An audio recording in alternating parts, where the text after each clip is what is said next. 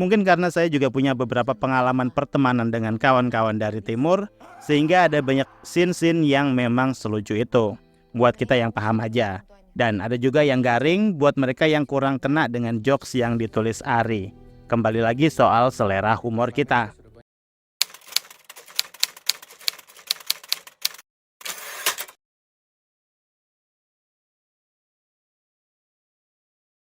Oke. Kini harus aku lewati. Salam sinema sahabat sinemalogi. Kakak Bos adalah film komedi yang disutradarai Ari Keriting. Film ini dibintangi Godfred Orindeot, Glory Hillary, Ernest Prakasa, Mamat Al-Katiri, Abdur Arsyad, Noella Mikhaela, Putri Nere, Elsa Japasal, Aurel Mayori, Bima Azril, dan lain-lain. Kakak Bos bercerita tentang Ferdinand atau yang biasa dipanggil Kakak Bos diperankan Godfred Orindeot, seorang debt collector sukses yang punya perusahaan jasa keamanan, ingin banting setir menjadi seorang penyanyi demi mengambil hati anak gadis sematawayangnya yang duduk di bangku SMA.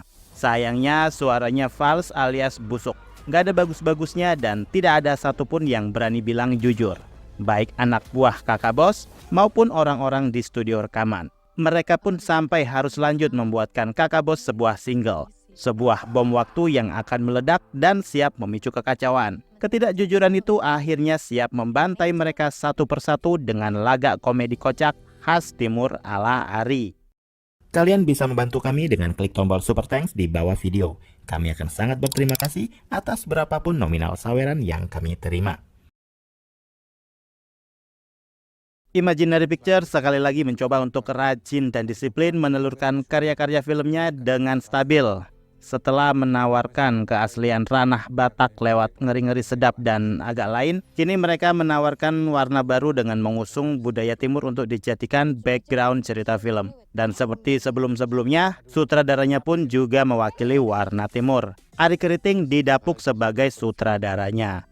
Dan hampir semua pemain di film Kakak Bos adalah berdarah Indonesia Timur. Di film kita diperkenalkan pada dua bentuk model keluarga, yaitu keluarga kecil dan keluarga besar. Keluarga kecilnya terdiri dari Kakak Bos, istri dan anaknya.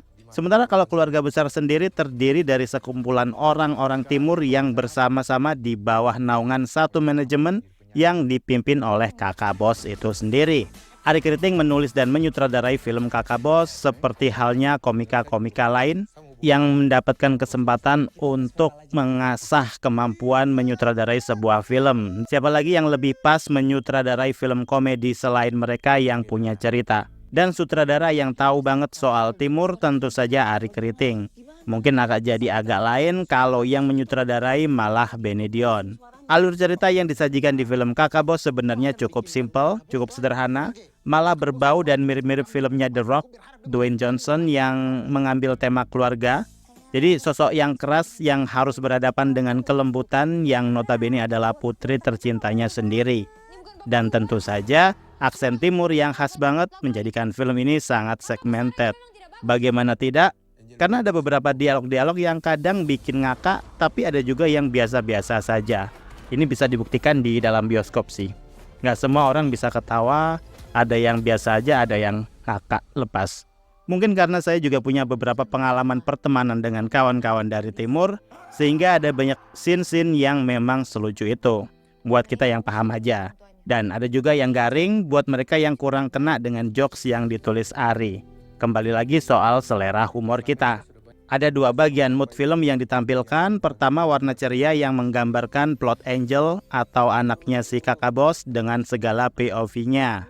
Dan juga plot utama Kakak Bos dengan warna film yang berbalik dengan tone plot Angel.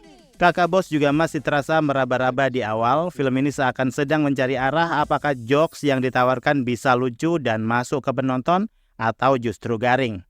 Ari Keriting yang notabene orang timur pun seharusnya bisa leluasa mengeksplor kultur dan habit orang timur yang biasa dimainkan menjadi lawakan-lawakan segar. Contohnya tentu saja ya lawakan tentang debt collector. Sebenarnya itu udah terlalu usang tapi masih tetap dipakai. Tapi ya masih lucu juga selama eksekusinya juga masih pas. Beberapa penonton pasti bakal menilai sebagian akting dari para pemain film Kakak Bos masih kaku dan terbata-bata aktingnya. Ada yang lancar perannya, ada yang putus-putus. Godfred Orindelt sebagai kakak bos mengingatkan saya pada The Rock di awal karirnya terjun ke dunia film. Masih yang sekaku itu. Tapi kakunya Godfred dalam memainkan perannya justru pas. Sebagai bapak yang punya anak buah banyak yang sangar-sangar dan memiliki anak dan istri yang cantik, tokoh kakak bos memang cocok dengan karakternya yang kaku tapi mencoba lembut. Dan menurut saya it's okay. Aktingnya juga pas hingga film berakhir. Sementara Abdur Arsyad yang lumayan apik memerankan tangan kanannya kakak bos, bisa dibilang porsi komedinya hampir nggak ada sama sekali.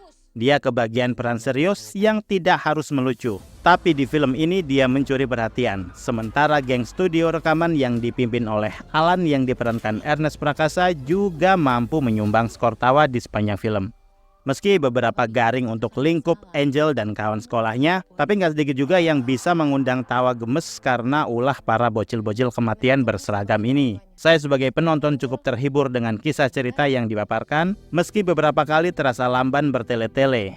Tapi saya justru intens untuk menunggu jokes apalagi yang ditawarkan Ernest dan kawan-kawan. Kalau dibandingkan dengan produksi Imaginary yang lain, kakak bos memang tidak segempar agak lain, walau beberapa pemainnya memang cabutan dari turunan film agak lain.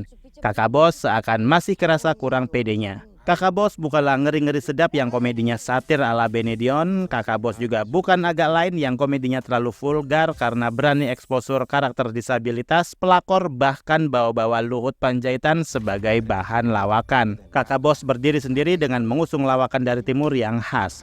Yang bisa masuk lawakannya bakal terhibur, yang ngerasa nggak masuk lawakannya ya udah itu masa lalu, itu derita lu. Mungkin mainnya kurang jauh atau memang selera humornya ya segitu aja. Selain menghibur, kakak bos juga sangat hangat. Menonton bersama keluarga sepertinya bisa menjadi pilihan yang pas. Tertawa bareng keluarga.